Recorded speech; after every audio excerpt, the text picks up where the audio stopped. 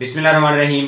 अस्सलाम वालेकुम नाज़रीन, कैसे हैं आप सब। अल्लाह सुब्हानहू व तआला से दुआ है कि सदका मोहम्मद वाले मोहम्मद सल्लल्लाहु अलैहि वसल्लम अल्लाह सुब्हानहू व तआला हम सब लोगों को तंदुरुस्ती सेहत अता फरमाए।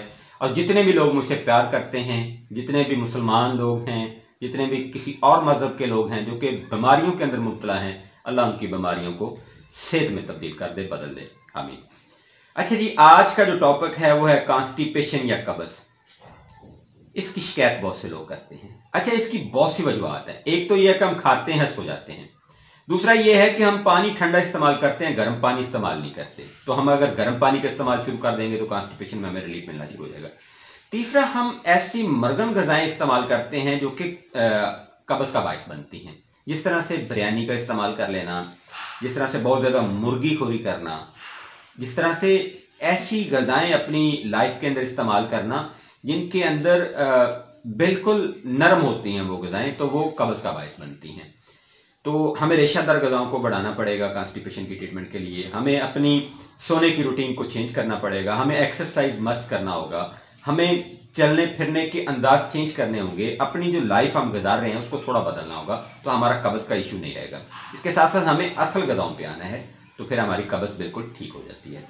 तो बहुत से आलम दीन इस मर्ज़ के अंदर मुब्तला हैं, बहुत से टीचर्स इस मर्ज़ के अंदर मुब्तला हैं। और मैं अगर ये कहूँ कि 80% लोग जो हैं वो कब्ज़ का जो है वो इजहार करते हैं, तो ये बिल्कुल दुरुस्त है। कुछ लोग मेडिकल चीज़ें इस्तेमाल कर रहे हैं, कुछ एलोपैथिक की, कुछ हर्बल की, कुछ होम्योपैथी की। खैर बहरहाल जो चीज़ उनको अवेलेबल है वो इसको इस्तेमाल कर रहे हैं। तो इसको परमानेंट रिमूव करने के लिए आपको क्या करना है, वो सारी चीज़ें मैं आपके सामने रखने जा रहा हूं। और उसके बाद मैं आप लोगों को बताऊंगा कि इसका जो फाइनल सॉल्यूशन है वो क्या है। तो देखिए जी, अजवाइन देसी जो है इसका बेहतरीन इलाज है कॉन्स्टिपेशन का। अब अजवाइन देसी को आपने थोड़ी थोड़ी मकदार में अपनी गजा का हिस्सा बनाना है, या फिर उसको अरक की सूरत में आप ले सकते हैं। ठिकरी नुशादत बहुत बड़ी अहमियत का अमल है कब्ज़ को ठीक करने के लिए। तेज़पात जो है वो कब्ज़ को ठीक करता है। सना सना मक्की का बेहतरीन फ़ायदा हम उठा सकते हैं। हल्दी की जो एक चीज़ है हल्दी, इसको भी कब्ज़ को रिमूव करने के लिए हम इस्तेमाल करते हैं। फिलफिल स्याह का इस्तेमाल भी हम कब्ज़ को ठीक करने के लिए करते हैं। सूंठ या सूंड का जो इस्तेमाल है वो भी करते हैं। ज़ीरा सफ़ेद का इस्तेमाल करते हैं। तो वैसे तो बहुत सी ऐसी चीज़ें हैं जो कि कब्ज़ को आर्जी तौर पर रिमूव करती हैं, जिसमें जिनको मलयनियात कहते हैं।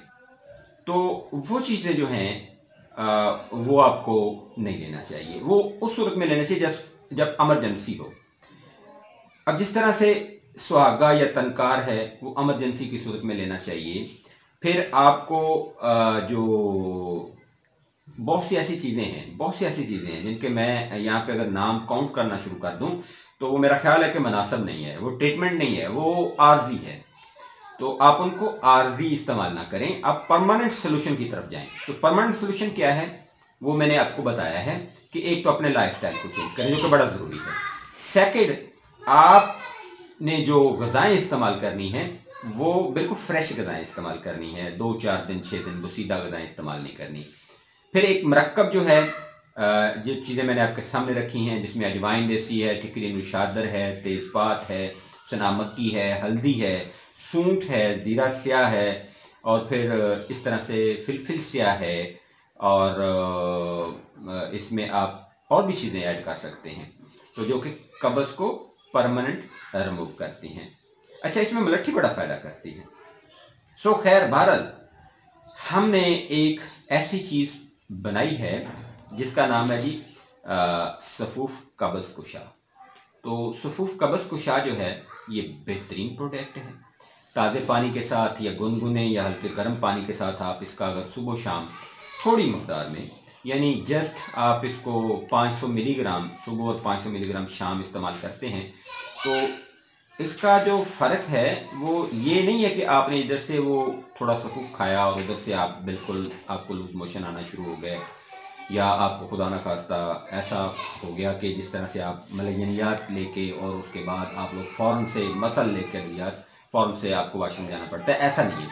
ये रिपेयर करती है आपकी अंतड़ियों को। बेसिकली कब्ज़ का जो मर्ज़ होता है ये मैदा का मर्ज़ नहीं होता, ये इंटेस्टाइन का प्रॉब्लम होता है। तो ये हमारा जो नुस्खा है सफूफ़े कब्ज़ कुशा, ये इंटेस्टाइन को बिल्कुल दुरुस्त करता है। इसके अलावा इसमें बाइल का होना बहुत ज़रूरी होता है। तो बाइल जो है, जिसको येलो बाइल कहा जाता है, ये बेसिकली आपका लीवर पैदा करता है और वो फिर लीवर जो है उसको सेपरेट करके गाल ब्लैडर को देता है, पित्ते को देता है, और पित्ता जो है उसको इंटेस्टाइन के अंदर स्प्रेड कर रहा होता है। तो ये उस फंक्शन को दुरुस्त करता है और आपके अंतड़ियों को दुरुस्त करता है।